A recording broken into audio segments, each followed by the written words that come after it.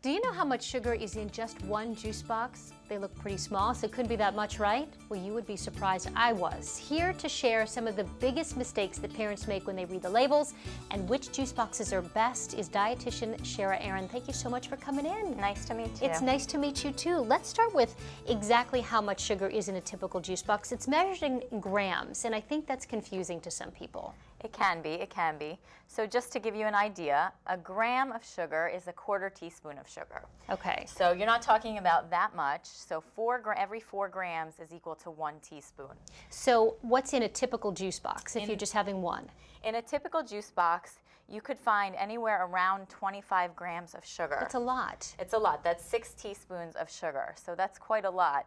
And most of the time, kids don't drink just one juice box necessarily in a day. So if they're having, say, 3 juice boxes? Then they're getting somewhere around that much sugar.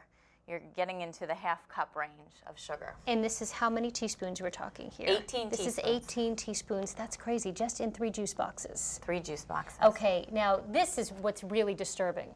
You're showing us here 8.6 pounds of sugar. That's what you'd get in how many juice boxes? That's 3 per week. If you do it every week of the year, that's how much sugar they would get in the course of 1 year, just 3 a week. Okay, so this is making me want to stick to water now. Yeah. Okay, so when you look at the front of a juice box, it says 100% juice, or it says, vitamin C packed with it. It can be pretty deceiving, and you're recommending that we ignore the front altogether. Exactly. What should we be looking at? Exactly. When you look at the front of the packaging, that is the marketing. So that's what the company wants to tell you about. What you need to do is turn it over or turn it to the side in this case and look at the ingredient label. You want to look at what the ingredients are. Is it 100% juice? Does it contain added sugars? You want to look at those ingredients, and the higher up the ingredient is on that list, the more that's in there. So let's talk about sugar, because it always doesn't just say sugar. There are a lot of code words that you need to know. Tell us some of them. Right.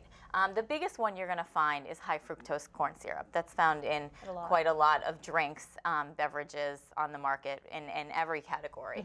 But you'll find other words also. There's dextrose, there's corn syrup.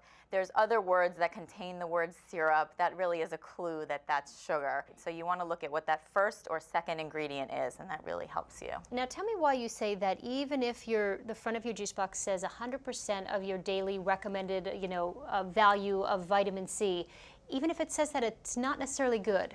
Well, the reason why is really because they can add all kinds of vitamins and minerals and make things look better and they're not naturally occurring. They're added in there. What I would prefer as a dietitian is to have it come from the actual fruit. So whatever fruit it is providing that natural nutrient rather than adding lots of things into it. If you go down to the bottom of the list, you might see all kinds of names of vitamins and minerals that have been added to it, and it's not coming from the juice, it's coming from added. But you're definitely not saying forget juice altogether, because No. there are some out there, and you've brought some today that are okay.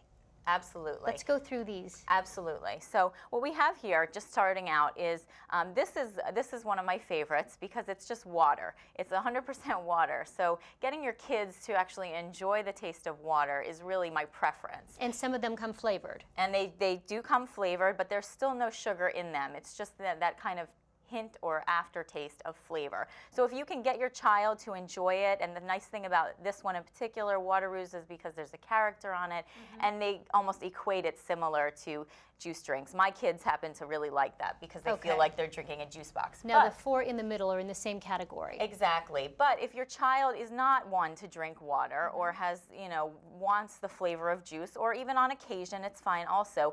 These 4, the Mott's for Tots and the Sensible Sippers and the others we have here, all are blends of juice and water. So they're basically watered down juice. So maybe what you would already be doing at home, this is prepared for you and you can send it with your child. Half the sugar of a regular juice box? Are we talking about 3 teaspoons? Yes, about half. Some of them have less, depending on the size. But yeah, for the same, about the same size, it's about half the sugar. But some of them are smaller, like this one, so you'd be getting even less sugar. And this says 100% juice. And 100% juice. Again, there's nothing wrong with 100% 100% juice. The American Academy of Pediatrics allows 4 to 6 ounces of juice per day. What I would just say is whenever it comes to juice, you just need to moderate it. They can have 1 of these a day, and that counts as their fruit serving, and you're not going above and beyond the recommendations. But again, you know, we have to moderate everything and get them to enjoy water, because that's really where they should be getting the bulk of their hydration from. I'm going to stick to water now myself. Shara, thank you so much. Great advice. And there's a new website that helps parents figure out which juice boxes are actually best, so you can check out www.drinklesssugar.com for more information. Thanks for watching Parents TV. We will see you next time.